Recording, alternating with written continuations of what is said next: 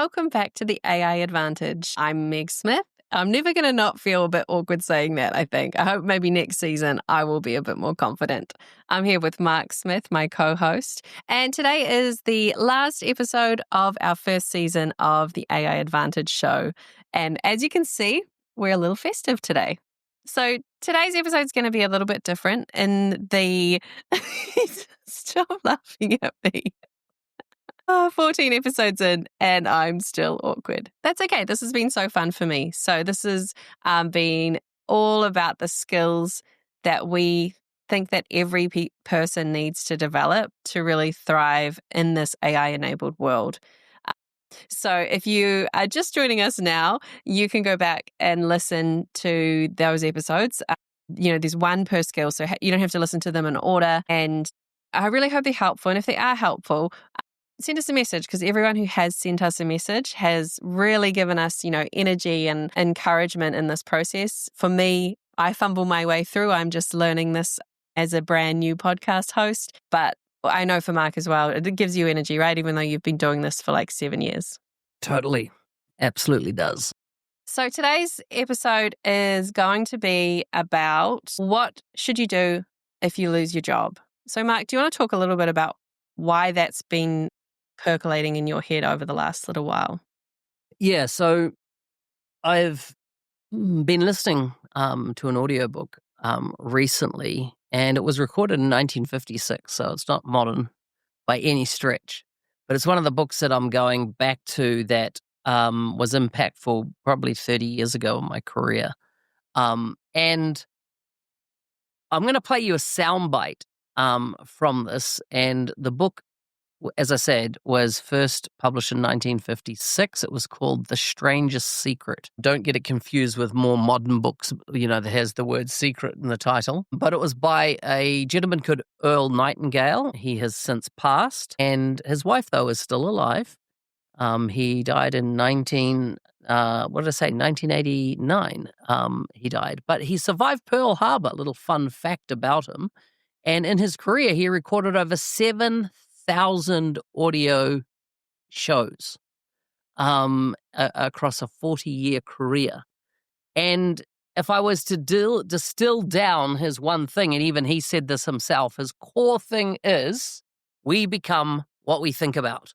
That was it. We become what we think about. And so what's that? 6 words. Pretty concise way to sum up his entire body of works. But I was listening to this, and I'll actually play it for you, and then let's have a chat about it. Sounds good. I remember watching a television news program in which laid-off workers of a closed Navy yard were being interviewed. The announcer asked, "What are you men going to do now that the Navy yard is closed down?" The man nearest to him said, "Well, I guess we'll just have to wait for it to reopen again." Another man said, "I've worked in this Navy yard for 25 years. I don't know anything else." In 25 years, a person could learn to do heart transplants in his spare time.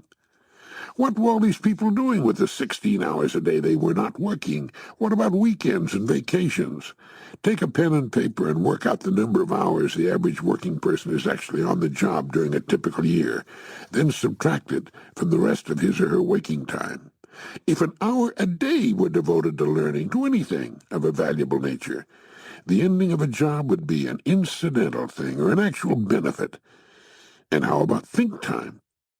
The family provider should have emergency plans A, B, and C, at least A. Just as a platoon leader in combat must ask himself, what if the enemy attacks at night? From the rear, on Sunday morning during breakfast. The family provider should ask, and work out on that legal pad, what do we do if the company I work for goes out of business or lets me go for any reason? And in the meantime, how about that educational program in my main field of interest? During the industrial shakeout of the early 80s, we heard this comment again and again. I worked for that company for 30 years, and now I'm out, just like that. To hear them talking, one might think they'd made a personal sacrifice for the welfare of the company they worked for. They say nothing about the fact that the company paid them for their time at the job and gave them the wherewithal to become anything they might set their hearts upon becoming. It was a fair arrangement. They were not kidnapped and pressed into servitude. They applied for their jobs and were accepted and were paid for the level of work they performed. There was no agreement to provide them with work until they were too old and infirm to continue. Why didn't they take the possibility of a layoff into consideration and prepare for such an emergency? That's what I was listening to this week, and it struck me, though that was recorded was first authored, that was a more recent recording, but it was authored, the book, a long time ago, and his updated content was just before he died. He did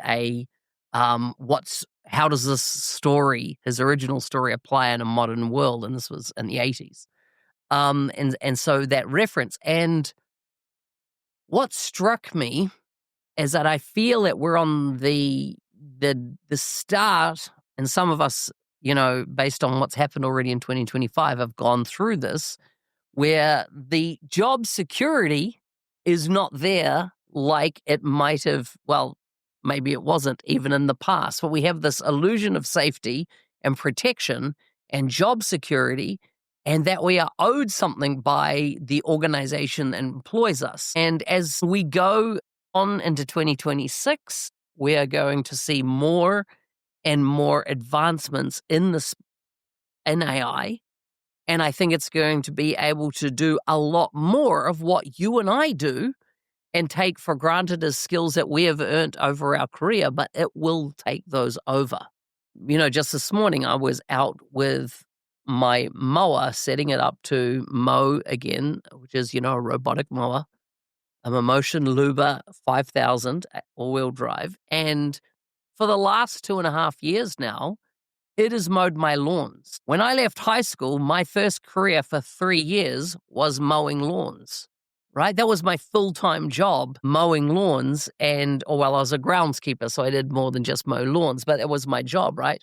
And now we have technology replacing the need to do that. Yes, I still have to set it off on its job, and every now and then I have to kick its butt if it has an error, but it'll work now for the next 48 hours, maintaining my property in pristine condition, and that's not me out there working and doing that anymore. And I thought about, what he said there is that in your work life, you're 16 hours a day, forget about sleeping, but there's additional time that you have to invest in yourself. And we've talked a lot about 1 hour a day of new skill development in an area that you like, that is that you're interested in. But I think there is a coming risk of us to bury our head in the sand and think that the way we work is going to be there forever, or even the companies that we work for. I honestly believe that there's going to be a scenario where entire companies that have been around for decades are going to disappear. They're not going to exist anymore. So it might be about nothing. You heard of the Navy Yard there. It was nothing that the individual did. But times are changing, markets are shifting. If you've looked at global politics in the last 3 months and the impact that China manufacturing, for example, is having on the world is absolutely phenomenal. The rise of the car manufacturing industry out of China has eclipsed every other automotive industry globally. So therefore, as plants and stuff in other geographies get shut down, people are going to be impacted, not because you weren't doing a good job, right? It's just that the market and the world has shifted.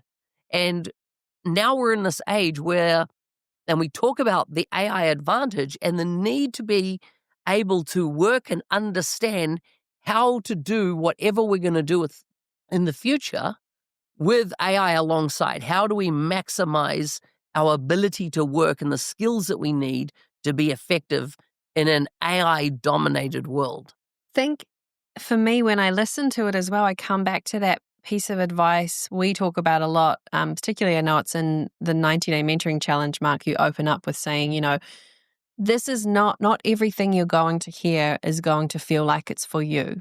Some of it you can dismiss. I think your phrase you use is, when you're eating a piece of chicken, you eat the meat and you spit out the bones. Like you don't eat the bones. Some people do. My dad did.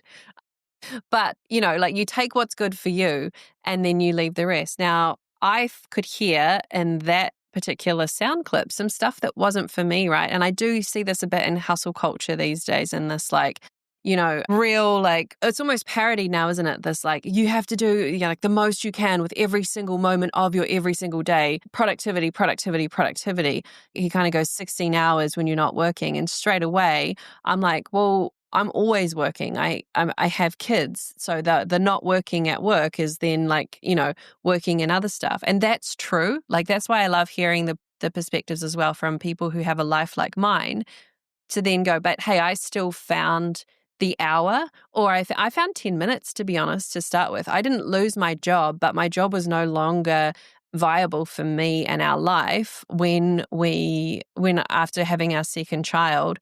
And it was podcasts for me. I had a 10 or 15 minute drive to drop off to daycare my eldest while I still had my baby at home with me while you were working, right? And so it was in that 10-minute drive there and back, listening to podcasts that helped me fire a new way of thinking. I can still remember this. I heard some professors being interviewed by Brené Brown in her AI series, and they wrote a book called Digital Literacy. It was about digital literacy and why we all need to go. We can aim for not necessarily being the most technical person in the room, but being one level more technical than we are. And it was listening to that conversation that then sent me off to read that book that, and that had gone from I hadn't listened to anything to do with work. I hadn't done any kind of self-directed learning for a long time before that. But that finding that 10 minutes became the unlock for me to now be someone that 2 years later, I've got a long list of books I want to read, and I've got a long list of learning I want to do. So I just wanted to share that, because someone might be listening to that and go, I just can't take anything from that because I can't see how I could find that time. But maybe you can find, even if you can't find an hour, maybe you can find 10 minutes to start with, and then you might be able to set the ball rolling. What's that thing you always say about objects in motion that I always misquote? It's easier to move an object in motion than a static object. Yeah, so you just got to get the ball rolling, right? It's easy to change its direction. Yeah, so you've got to get going. You've got to make the choice. What I took away for it, he said 16 hours. That he's not saying use all that 16 hours, right? Use whatever you can. It could be an hour, could be 20 minutes, could be 10. But don't blame your employer or anybody else if all of a sudden there's shifting sands in the world and you have chosen not to do anything about it, or wait till it strikes before you do anything. I've noticed two phenomena that have happened over the last 3 years in observing LinkedIn. Number one, when people got laid off at Google in bulk, the first time they were on LinkedIn was because they got laid off. They had never built a network, a relationship environment, a support structure of other people that knew their skills until the day they lost their job. And that was shocking to me, because coming from the Microsoft side of the universe, I always saw I tended to always see Microsoft folks on LinkedIn sharing their world, with them. And so then they also, we've seen earlier this year, a lot of Microsoft folks get laid off around the world. And once again, all these people come on and they're like, oh, heck, I need to brush up my LinkedIn. I need to put the word out there, But, a paper came out of Stanford years ago, and it talks about the strength of weak ties and the importance of having a network. And I'm not even talking about skills here now. I'm just talking about having a weak tie network, a network of people that know you and know what you do and what your skills are, because that network, they don't have to be your best friends. That's the whole concept of weak ties, is that out of that becomes the ability to connect you to potentially your next opportunity. And so I liked the concept there of, do you have a plan A, a plan B, and a plan C?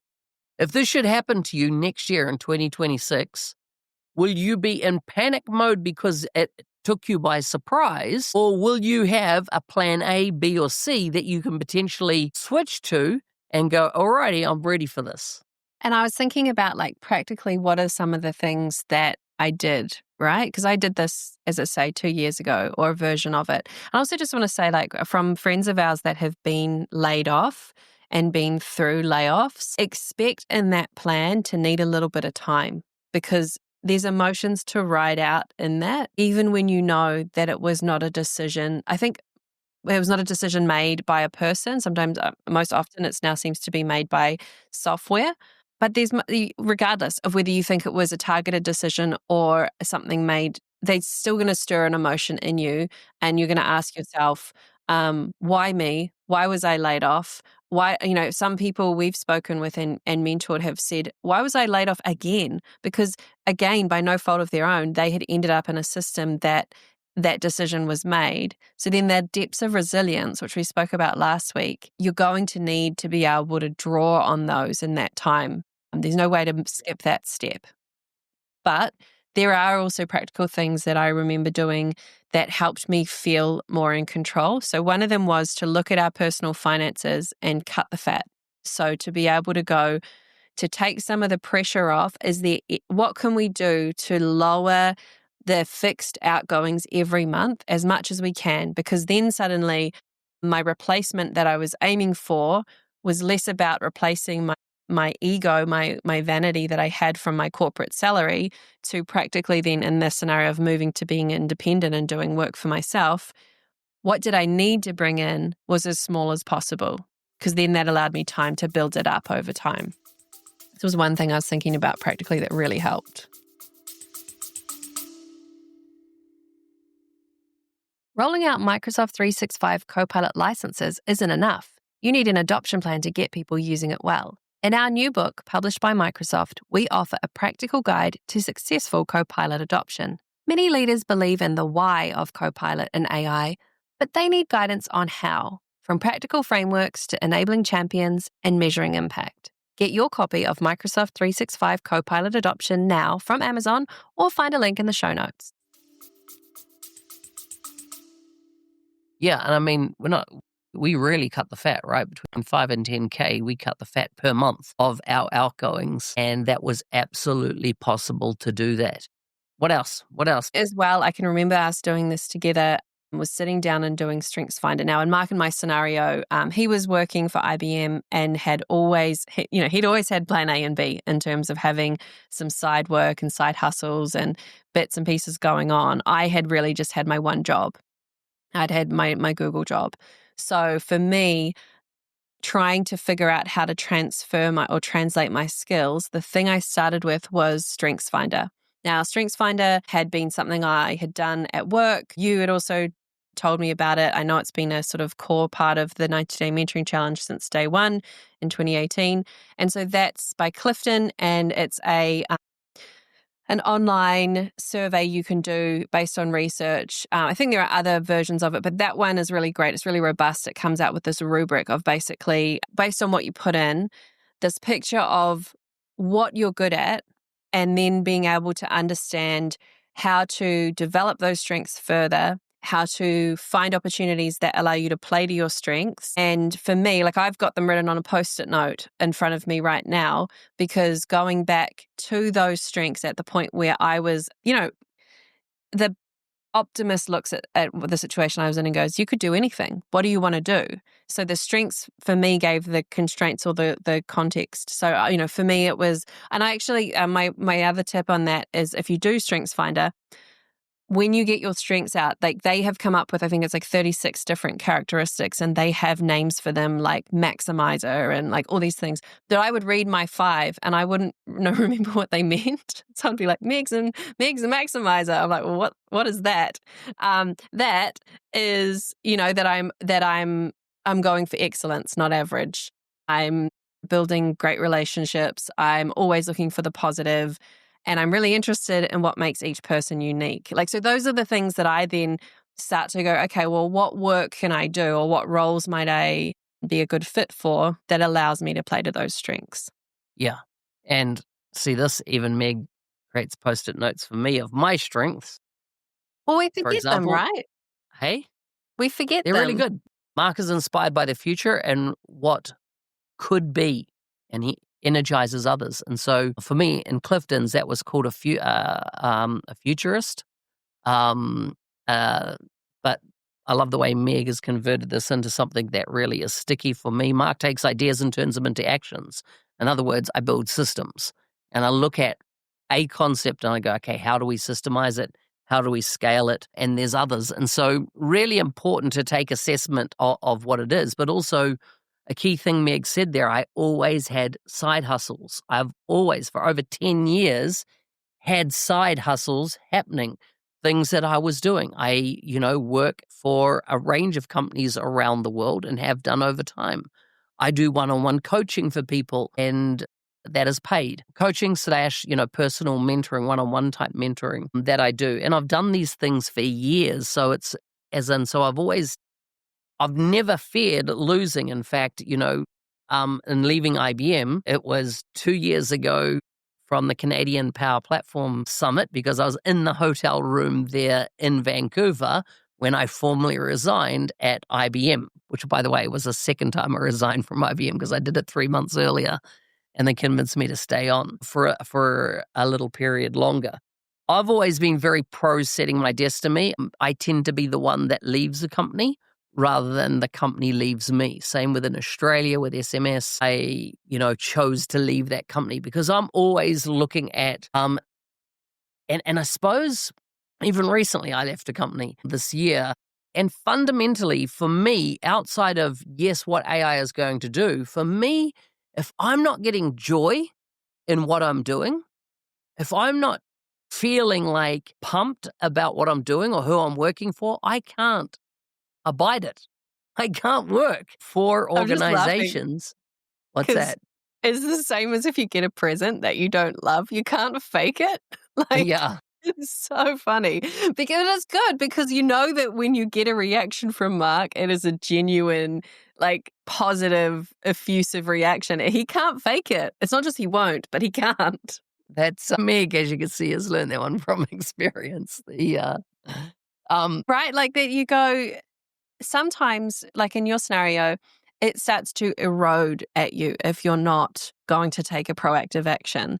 And then I was talking with someone last week and we were talking about how sometimes you can do the work or you can think I might be happier elsewhere, but it's the right thing to stay. But if you're making an empowered decision to stay, then staying feels different. It doesn't mean that the company doesn't have to change. That's kind of what I took when I listened to that clip as well, to say, yes, sure, the company doesn't owe us anything, but also then we need to make sure that we are giving exactly what we need to fulfill our responsibilities in that agreement we've made to take the salary and do the job, but not more than. So this is something I learned while I was at Google, and Google have very onerous interview processes. I think they've kind of tried to simplify them lately, but it was kind of a known thing that if you were going to interview at Google, you needed to be prepared to do, 4 interviews at least. One of the ways that I kind of learned to hack interviews, because I was hired in 6 different roles in 3 different countries over the time that I was there, right? So I did a lot of interviews. And then I also did interview training, so I became an interviewer. And what I learned is that you need to take the job description for the job that you're going for and identify what are the characteristics or the skills they are evaluating the person that they are interviewing for. Now at Google, these also fell into 4 buckets, which they would call general cognitive ability. So how do you think? Role-related knowledge. So what do you have experience and certification-wise that relates to this specific role? Leadership, because that was one of the characteristics they wanted everyone in their workforce to have. And then the last one was googliness, which is basically cultural fit. How do you fit within this organization? Now you can even use AI to say, hey, this is the job description I'm going for. Do deep research to find out what values and how does this company hire, what traits are they looking for, so that you can then surface or analyze what are the things I need to write for. So then I would take each of those things, whether it's leadership or the role-related knowledge I might break down, and I would write them on the top of a piece of paper in my notebook, and then I would write situation, behavior, impact, so SBI. And I'm only looking for 1 sentence for each.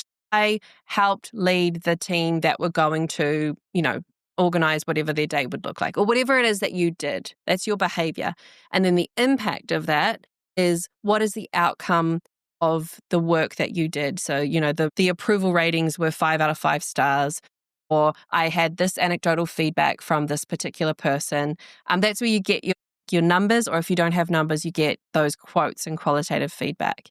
And the process of that, as my preparation for an interview, the main thing is that you've sat down and you've pen and papered those stories so that you really own them and they roll off your tongue and you believe them, rather than sitting there in that moment and going blank, because that's what my mind does if I haven't done that work. Awesome. Well, that wraps up our series for the year. Remember, you can subscribe on either Spotify or YouTube to see the video version of this if you're listening to it on audio. The video versions are there. Share it with a friend or colleague. We'll be back in the new year with a new series. Remember, join the WhatsApp group if you want. The QR code is on screen, or you can find links to that in the show notes. Have an amazing Christmas season ahead, and hopefully you're safe and that the time spent with your family over this period is filled with love.